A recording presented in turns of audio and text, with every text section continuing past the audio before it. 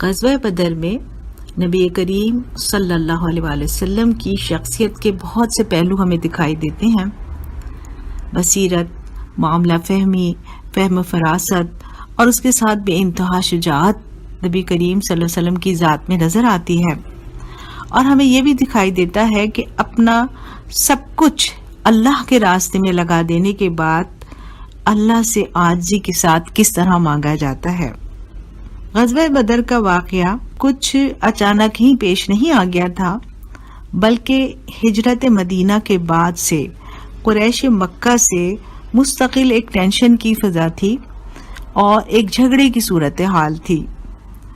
نبی کریم صلی اللہ علیہ وسلم اپنے ارد گرد کے ماحول پر نظر رکھتے تھے اور بہترین پلانر تھے اور پیش بندی رکھنے والے فرد تھے۔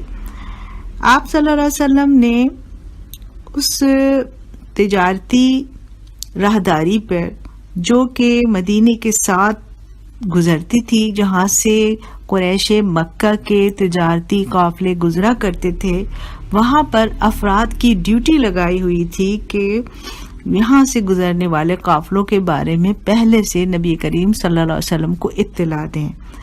جس وقت قریش مکہ کا ایک بہت مالدار تجارتی قافلہ جو کہ کئی سو اشرفیوں پہ مشتمل سامان لے کے جا رہا تھا، اس کے گزرنے کی اطلاع ملی تو نبی کریم صلی اللہ علیہ وسلم چوکنا ہوئے۔ ادھر قریش مکہ، کفار مکہ کو بھی یہ خطرہ تھا کہ یہ ہمارے تجارتی قافلے پر مسلمان حملہ نہ کر دیں، تو انہوں نے بھی بہت بڑی جنگی تیاریاں کی اور ایک جنگی قافلہ تیار کیا جس میں بڑے بڑے سرداران قریش شامل ہوئے اور بہت سا اسلحہ اور بہت سی فوج جمع کر کے وہ نبی کریم صلی اللہ علیہ وسلم کی بستی پر حملہ کرنے کے لیے تیاریاں کی۔ آپ صلی اللہ علیہ وسلم نے اپنے جو افراد مقرر کیے ہوئے تھے، انہوں نے آپ صلی اللہ علیہ وسلم کو دشمن کے جنگی قافلے کے آنے کی اطلاع بھی دی۔ اب مدینے میں مشاورت ہوئی، مسلمانوں نے سر جوڑ کر اس پہ مشورے کیے اور یہ فیصلہ ہوا کہ تجارتی قافلے کو تو جانے دیا جائے اور جنگی قافلے سے نمٹا جائے۔ یہ بڑا خطرناک موقع تھا۔ مدینے میں مسلمانوں کی افرادی قوت بہت کم تھی اور ان کے پاس اسلحہ اور سواریاں بھی بہت کم تھیں، لیکن مسلمان اللہ کی راہ میں دشمن سے لڑنے کے لیے پورے جوش اور جذبے کے ساتھ تیار تھے، کیونکہ وہ جانتے تھے کہ اس وقت اگر دب گئے تو مدینے کی اس ریاست پر حملے کے نتیجے میں مسلمانوں کا وجود مٹا دیا جائے گا۔ بہرحال غزوہ بدر کے لیے جب مسلمان نکلے تو یہ طے ہوا کہ مدینے سے باہر نکل کر بدر کے مقام پر پہلے سے پہنچ جایا جائے۔ نبی کریم صلی اللہ علیہ وسلم کی حکمت عملی یہ ہوئی کہ وہ شمال کے راستے کی بجائے جنوب کے راستے سے، جو کہ ایک ڈیفرنٹ راستہ تھا، وہاں سے نکل کے گئے کہ دشمن کی آمد سے پہلے میدان جنگ میں پہنچ کر پوزیشن سنبھال سکیں۔ یہاں پہلے پہنچنے سے یہ فائدہ ہوا کہ مسلمانوں کو پانی کے ذخیرے کے پاس جگہ ملی اور انہوں نے بہترین جنگی پوزیشن رکھنے والی جگہ پر قبضہ کیا۔ پھر نبی کریم صلی اللہ علیہ وسلم نے ایک حکمت عملی یہ کی کہ دشمن کی تعداد معلوم کرنے کے لیے کچھ افراد بھیجے، جنہوں نے 2 افراد کو گرفتار کیا اور ان افراد کے ذریعے یہ معلوم کیا کہ جنگی قافلے میں کتنے افراد ہیں۔ ان افراد نے یہ بتایا کہ روزانہ فوج کے لیے کسی دن 9 اونٹ اور کسی دن 10 اونٹ ذبح ہوتے ہیں۔ اس سے یہ اندازہ لگا لیا گیا کہ تقریباً 1000 افراد پر مشتمل فوج آ رہی ہے، جبکہ مسلمان فوج میں 313 افراد تھے۔ آپ صلی اللہ علیہ وسلم نے اپنی فوج کو ترتیب دیا، اس کو 4 حصوں میں ڈیوائیڈ کیا اور ہر حصے کا ایک لیڈر مقرر کیا۔